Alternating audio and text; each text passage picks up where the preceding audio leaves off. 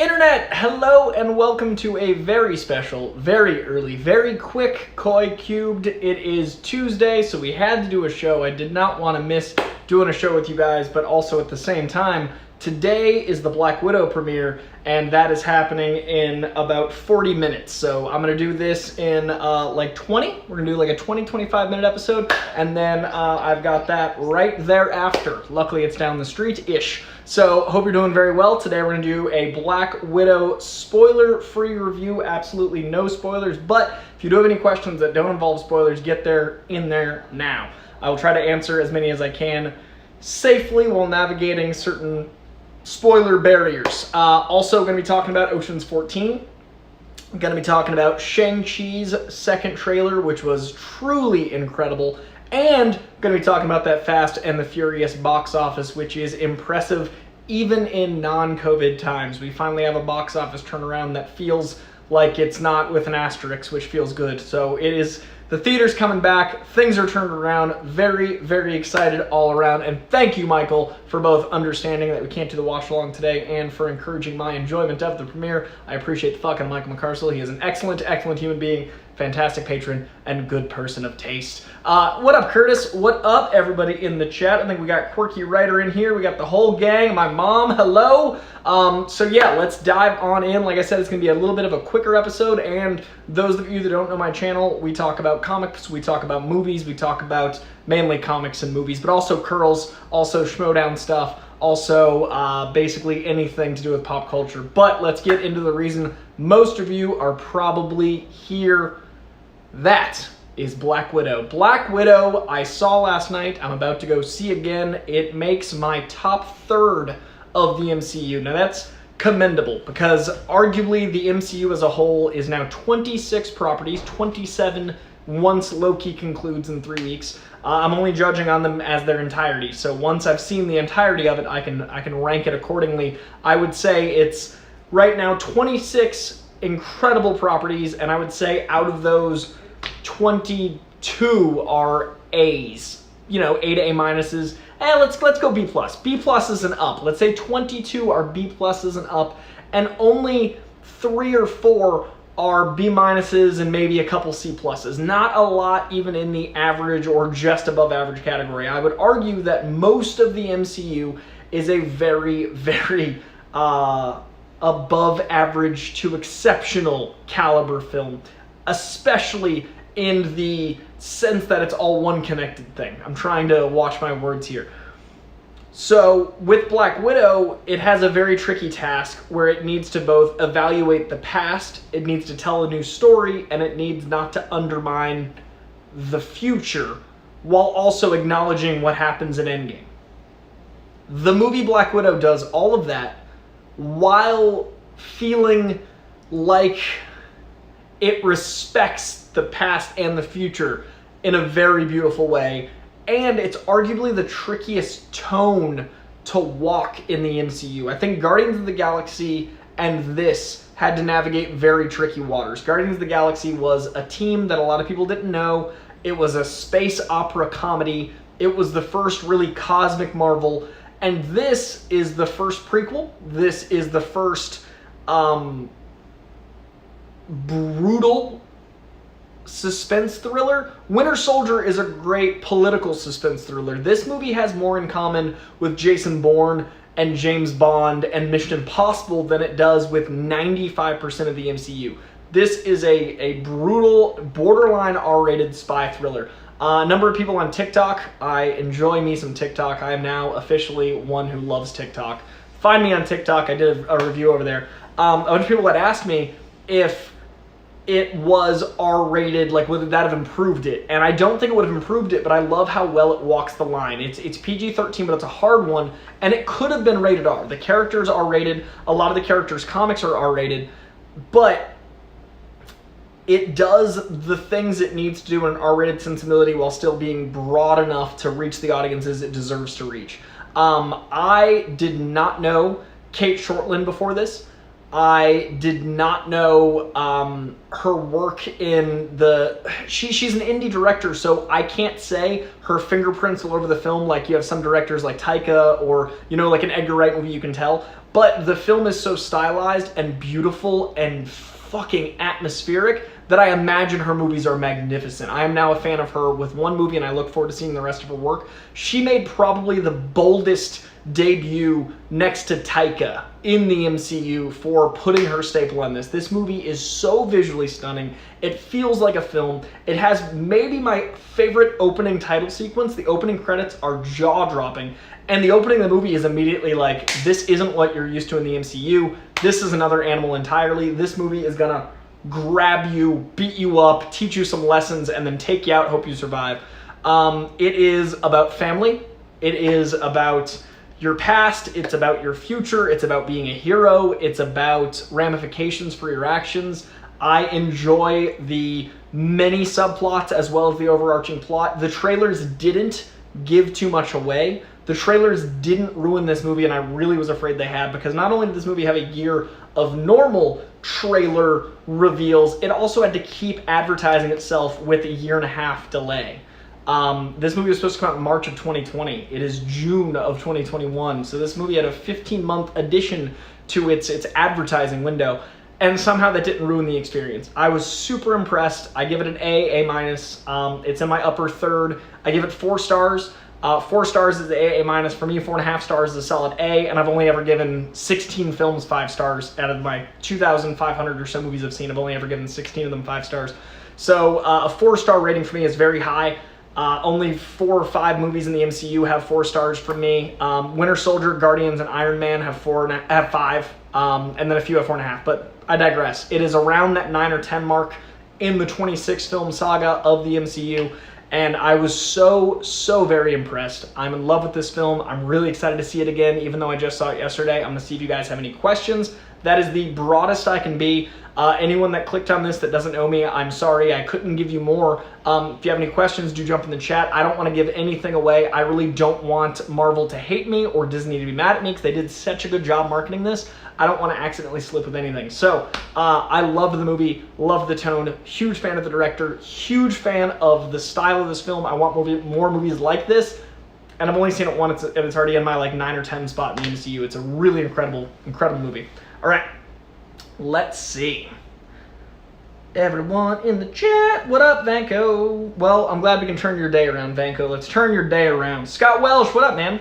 Well, yeah, it's real hot. Me and Spidey have both been overheating. He actually got a little throw-uppy hairball, and I think it was because of the heat. We're both schwitzing, so we're both trying to take care. You take care of yourself as well. I know you definitely can't answer, but I'm incredibly curious as to what the credit scenes could be. I can tell you that the cut I saw has 1 post-credit scene. I'm not going to tell you what it is. I'm not going to say anything about the scene, but there is a post-credit scene singular on my cut, and it's a post-credit, not mid-credit scene. That doesn't give you anything away. Jeff Lee, what up, man? Good to see you in here. Let's see. There is a post-credit scene, Brian. Yes, indeedy. Let's see. Let's give Coy Veritas serum until he gives up the goods. Or you wait 10 days, good people. You wait 10 days. It's going to be better. Michael McCarsell, I stopped watching trailers and whatnot for this months ago. I'm glad the trailers didn't ruin anything, though. Yeah, it really worried me. I thought we'd have an Age of Ultron situation.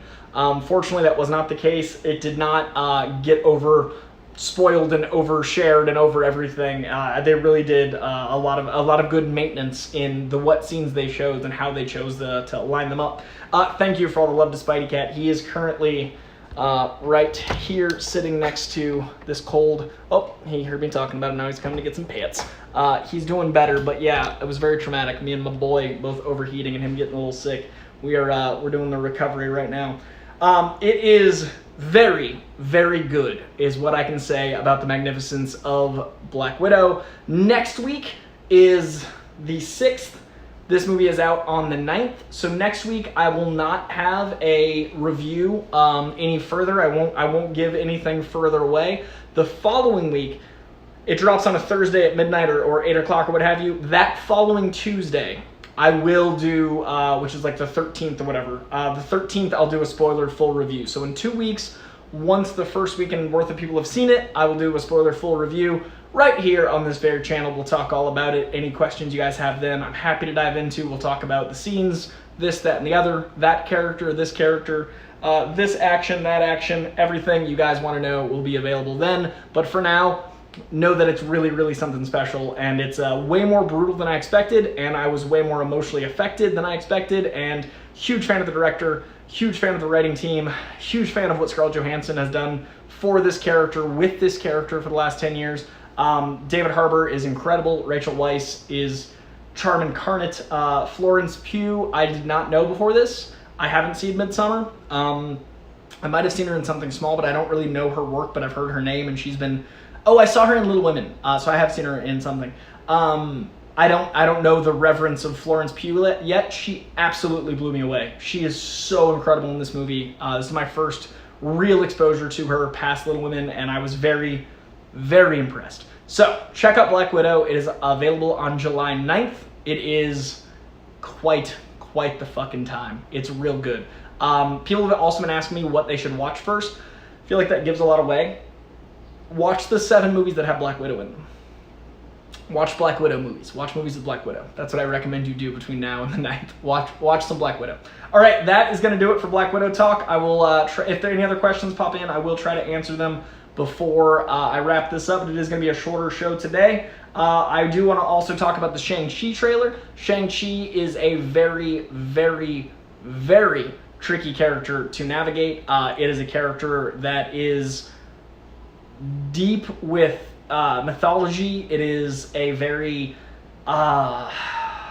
there's so much to explain with Shang-Chi, and I'm so impressed that the trailer is covering so many bases. The second trailer has the 10 rings. It has some sort of Mortal Kombat arena fight, which has me really excited because I love me some Marvel vs. Capcom, so the closest thing is some marvelous Mortal Kombat. We got Abomination back in the trailer.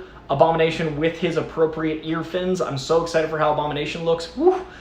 We also got Wong back, and that, I think, surprised. I think Abomination was surprising, and then realizing it was Wong he was fighting was like a 1-2 punch of what?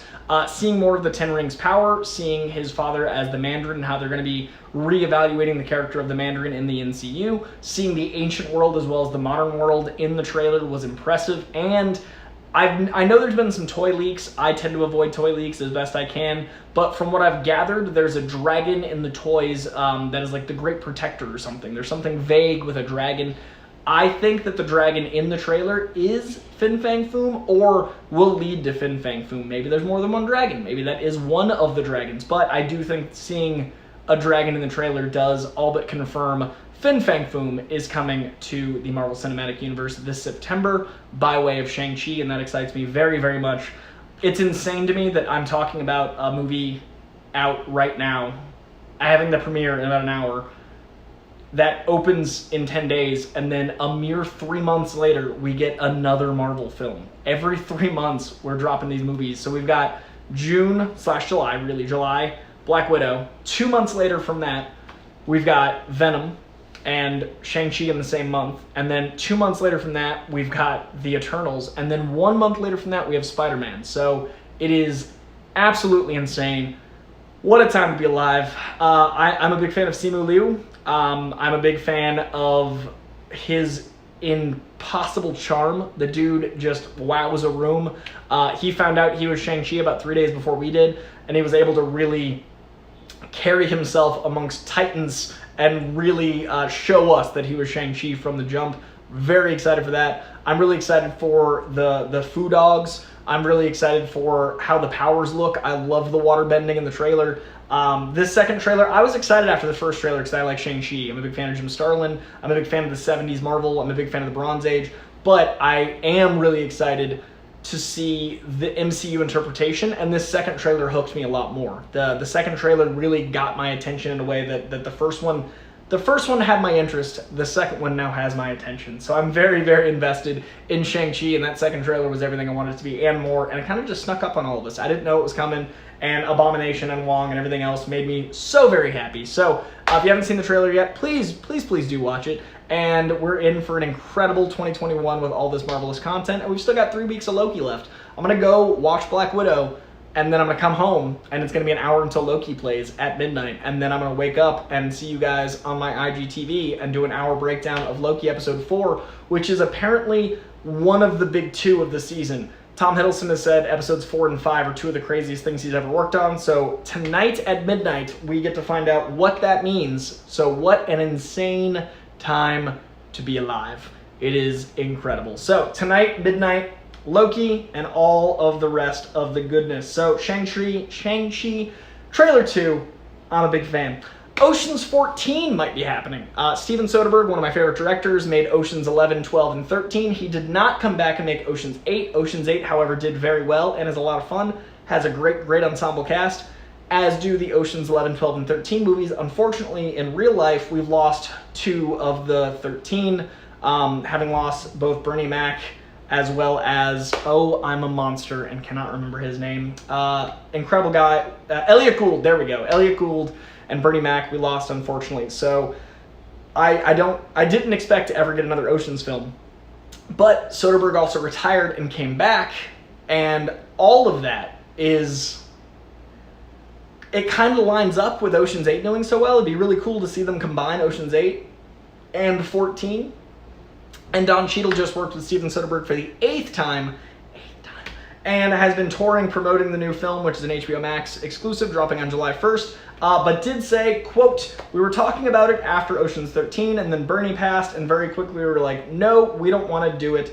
But I just did a movie with Steven, and he said, I think there may be a way to do it again. I'm thinking about it. And I didn't go much further than that, but I don't know. I don't know who all will be in it. I imagine the main group of us would be in it. It would be interesting to see." So, moderate spoilers for Ocean's 8.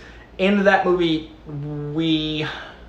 screw it. It's a 5-year-old movie. In that movie, George Clooney's character has died, but it seemed also to be sort of alluding to the fact that he didn't, and maybe it was all a trick. So I'm curious if that would take that story, if they would combine Oceans 8 and 13 at all, if the different gangs would team up and do some sort of casino heist / Met Gala experience. Who knows what might happen, but there is talk of Oceans 14. As a fan of that trilogy, I got some hope. I think it'd be a lot of fun. I'd love to see Soderbergh and the gang all get back together. And it's been like 10 years, which is also just weird to think about. But all those characters 10 years older, I'd love to see what they're up to and where they're at. Those movies are just so smooth and cool and very exciting. Speaking of big budgets, big ensemble casts, and big franchises I love, Fast 9. You've heard me talk about it quite a bit. We're going to talk about it right now, talking about the box office. Fast 9 made $70 million domestically this past weekend. That is the biggest opening by a lot since the pandemic started. Now, there's a few factors here. 1, it's got a built-in giant audience.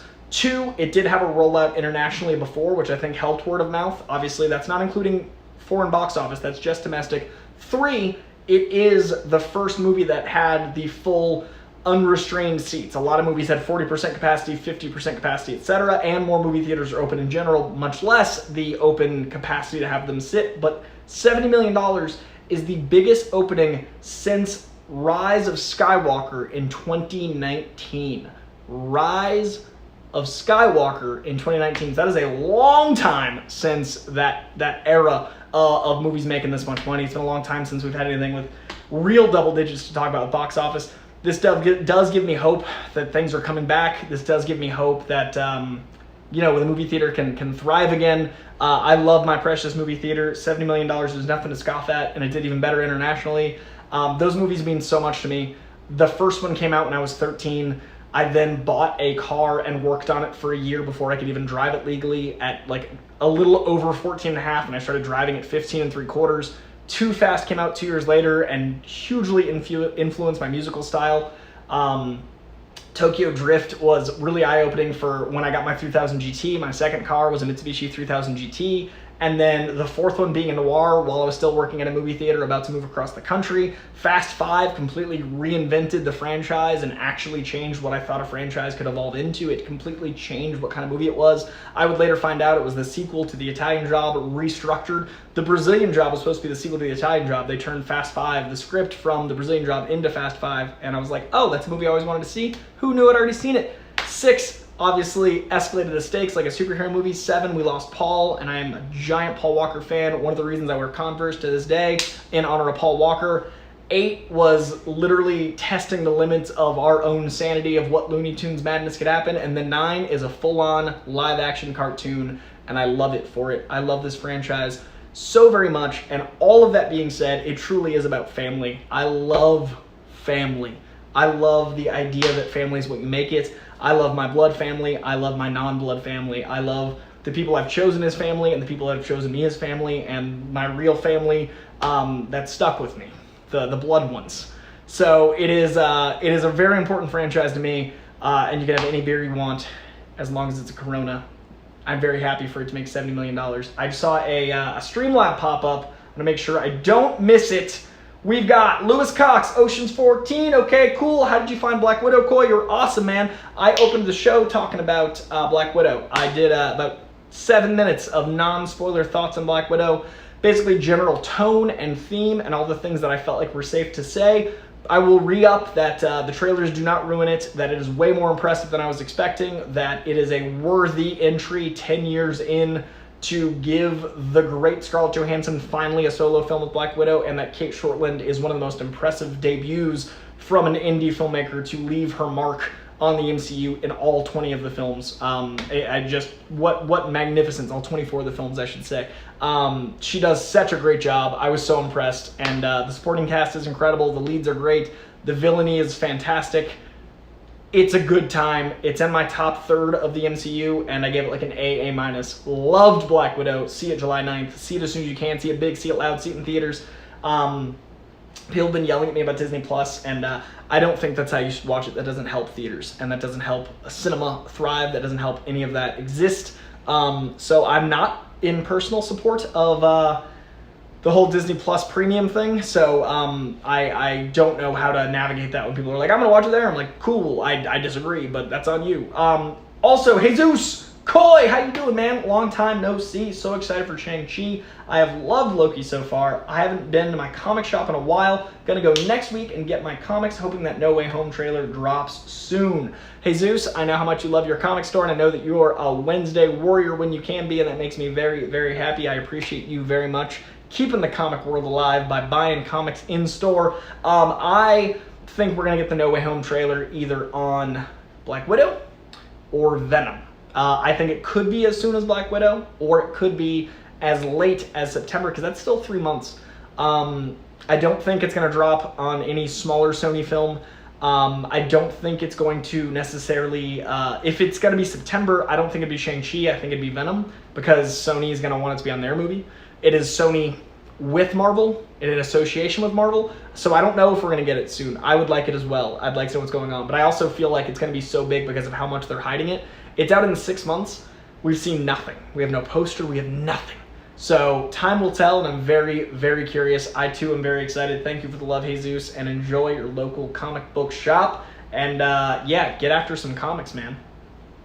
My mom is saying movie theaters back to normal attendance, nearly. Brazilian job does sound painful, Scott Bullish. You're not wrong. My AMC location is constantly doing around 1,200 a night with Black Widow. That number is likely to double. Yeah, Black Widow. Yes, AMC seems the road to recovery. Vanko said he would go out if his vaccinations were higher in his area. We're currently at 20-ish%. Jesus. That is tricky, good sir.